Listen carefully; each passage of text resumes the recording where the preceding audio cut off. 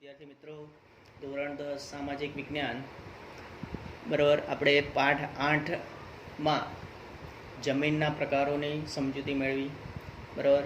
એના વિશેની માહિતી પણ આપણે મેળવી. જમીનના 8 પ્રકારો વિશે પણ સમજ્યા બરાબર. તમારે થોડું થોડું ઘરે શું છે મોડે કરતા રહેવું પડશે અને થોડું થોડું તમારે સમજૂતી પણ મેળવવી પડશે આની લીધે. બીજું, આપણે થોડી એક એક્ઝામ લેવાની છે પાર્ટ 1 અને 2ની, તો થોડી તૈયારી તમે કરતા રહેશો બરાબર. હું થોડી 1-2 દિવસમાં જ બરાબર પેપર તમને વોટ્સઅપ પર મોકલીશ અને તમારે પેપર લખીને આપવાનું છે. તો હવે આપણે આગળ પાઠના અંત તરફ જઈએ બરાબર. કે જમીન ધોવાણ, મેં ગઈ વખતે કીધેલું જમીન એટલે શું બરાબર, એની પણ માહિતી મેં તમને કીધેલી બરાબર. હવે જમીન ધોવાણ અને જમીન ધોવાણ અટકાવવાના ઉપાયો બરાબર, આજે આપણે એ જોઈએ. હવે જમીન ધોવાણ એટલે શું? ધોવાણ એટલે એમ કહેવાય કે જમીનના કણોનું ગતિશીલ હવા કે પાણી દ્વારા એક સ્થળેથી બીજા સ્થળે સ્થળાંતરિત થવું, આને કહેવાય છે જમીન ધોવાણ બરાબર. એમ કહેવાય છે કે જમીનના જે ઉપલા કણો છે, ઉપલું પડ છે, ગતિશીલ હવા એ પાણી દ્વારા એક સ્થળેથી બીજા સ્થળે શું છે એને સ્થળાંતર કરવું. એ આપણે શું કહે છે વહેણ. ધોવાણ એટલે શું કહેવાય? વહીને એક જગ્યાએથી બીજી જગ્યાએ જાય એને ધોવાણ કહેવાય. રેતી માટી કાંકરા બધું રચડીને લઈ જાય બરાબર, એને એક પ્રકારનું ધોવાણ કહીએ છીએ આપણે. એટલે આપણે સ્થળાંતરિત. અન્ય રીતે કહીએ તો જમીનના ઉપલા કણોનું ઝડપથી કુદરતી બળો દ્વારા અન્યત્ર સ્થળાંતર થઈ જવું બરાબર. વરસાદ પડે અને પાણી ભરાઈ જાય અને પાણી વહે એટલે બધો કચરો માટીને બધું શું રસડીને એક જગ્યાએથી બીજી જગ્યાએ લઈ જાય બરાબર, એને શું કહેવાય? સ્થળાંતર થયું બરાબર. તેનું ઉપરનું પડ બનતા જ વર્ષો લાગ્યા છે. જમીનનું જે ઉપલું પડ બન્યું બરાબર, એમાં ખાસો ટાઈમ ગયો છે બરાબર. એમ કહેવાય છે જમીન કણો ભારે વરસાદ કે તોફાની પવનોથી થોડા દિવસમાં જ ખેંચાઈ જાય તો ખેત ઉત્પાદન શું થાય છે? ઘટે છે.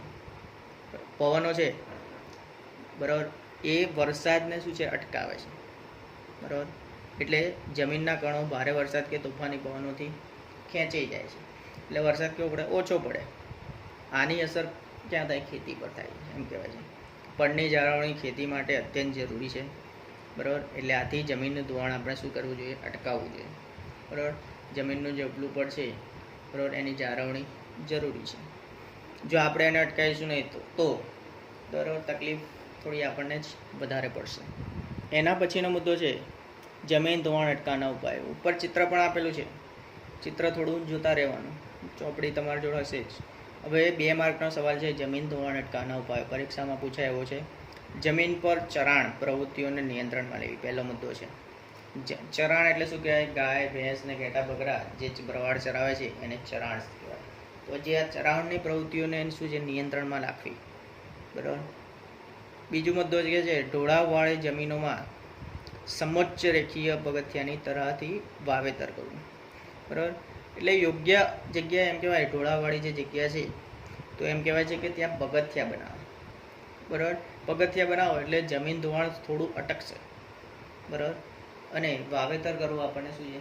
સહેલું થાય. તમે ખેતરમાં જાઓ છો, ખેતરમાં શું છે? આડા પાળ પાડેલી આડી બરાબર.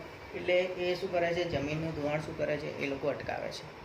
એટલા માટે જ એ લોકો પાળીઓ બનાવે છે, એટલે પહાડા કહીએ છીએ આપણે બરાબર. ત્રીજું, પડતર જમીનમાં વૃક્ષોનું વાવેતર કરવું.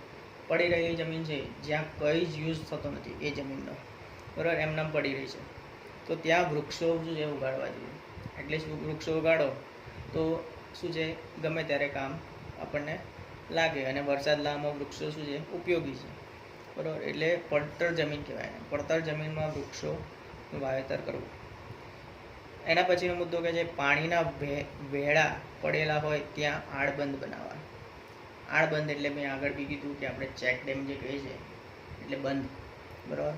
અથવા નાના પાળા બનાવીને પણ આપણે શું છે એ પાણીના વહેણને શું છે? અટકાવી શકીએ છીએ.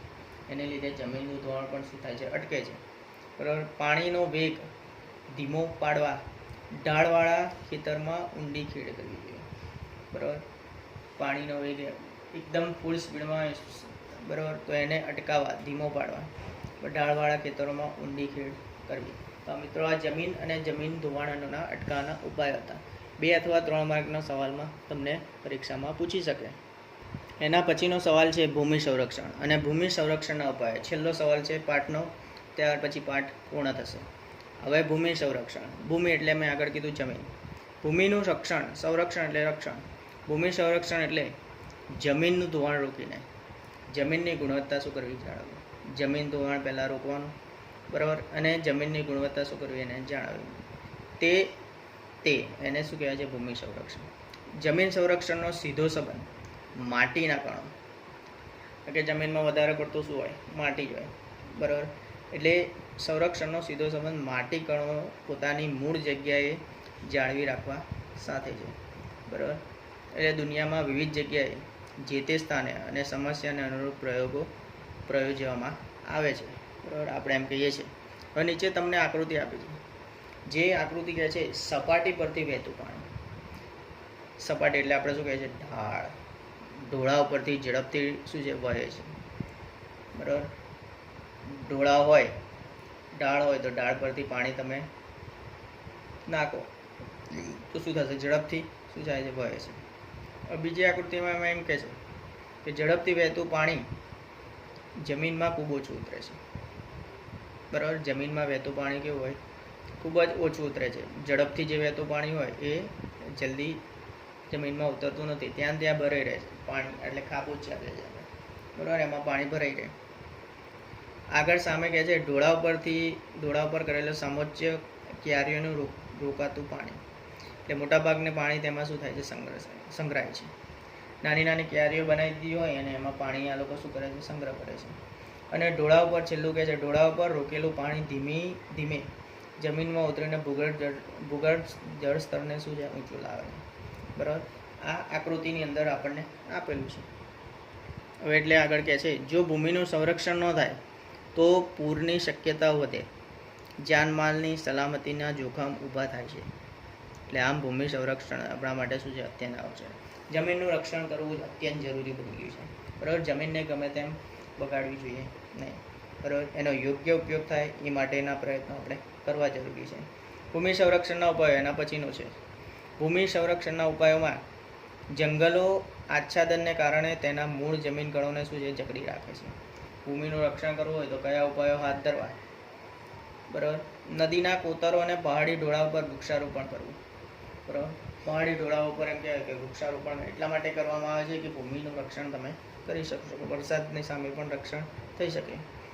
રણની નજીકના ક્ષેત્રમાં વાતા પવનોને રોકવા વૃક્ષોની શું કરવી? હારમાળા ઉગાડવી.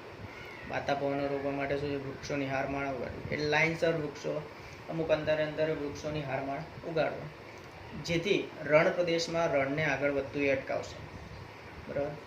એનાથી ભૂમિ સંરક્ષણ શું છે? સારું થશે. નદીઓના પૂરને અન્ય નદીઓમાં વાળીને કે સૂકી નદીઓ ભરી અંકુશમાં લેવા જોઈએ. નદીઓના પૂર છે અન્ય નદીઓમાં વાળીને કે સૂકી નદીઓ ભરી અંકુશમાં લેવા જોઈએ, નિયંત્રણમાં રાખવા, ટૂંકમાં એમ કહેવાય છે. જે અનિયંત્રિત ચરણથી પહાડોની જમીનનું સ્તર ઢીલું પડે છે તો તેને અટકાવવું જોઈએ, બરાબર. ચરાણ ક્ષેત્ર છે, ચરાણ જે પ્રવૃત્તિઓ કરાવે છે બધા, તો એ ચરાણના ક્ષેત્રમાં અનિયંત્રિત પહાડોનું જમીનનું સ્તર ઢીલું પડે છે, એટલે એને અટકાવવું જોઈએ છે. ક્ષિતિજ જે પડ છે, બરાબર, એ અત્યંત જકડી રાખે ને એવું હોવું જોઈએ, બરાબર. પણ ચરાણને કારણે જે આ ગાય ઘેટા બકરા છે, બરાબર, તો એ જમીનને કેવું કરે છે? ઢીલું પાડી દે છે, બરાબર. તો એ આપણે પહેલાં અટકાવવું જોઈએ. આગળ મુદ્દો કે છે ક્ષિતિજ સમાંતર ખેડ સીડીદાર ખેતરો જેવી પદ્ધતિઓ અપનાવવી જોઈએ. ફળદ્રુપતા ગુમાવી બેઠેલા જમીનમાં પુનઃ સેન્દ્રિય પદાર્થોનું ઉમેરણ કરવું જોઈએ. ફળદ્રુપતા ગુમાવી બેઠેલી જમીનમાં પુનઃ સેન્દ્રિય પદાર્થોનું ઉમેરણ કરવું જોઈએ. સેન્દ્રિય પદાર્થો ઉમેરશો તો જમીન સારી બનશે, બરાબર. તો મિત્રો, આપણે આ પાઠ અહીંયા પૂર્ણ થાય છે. હવે પછી આગળ નેક્સ્ટ લેક્ચરમાં આપણે આગળનો પાઠ જોઈશું.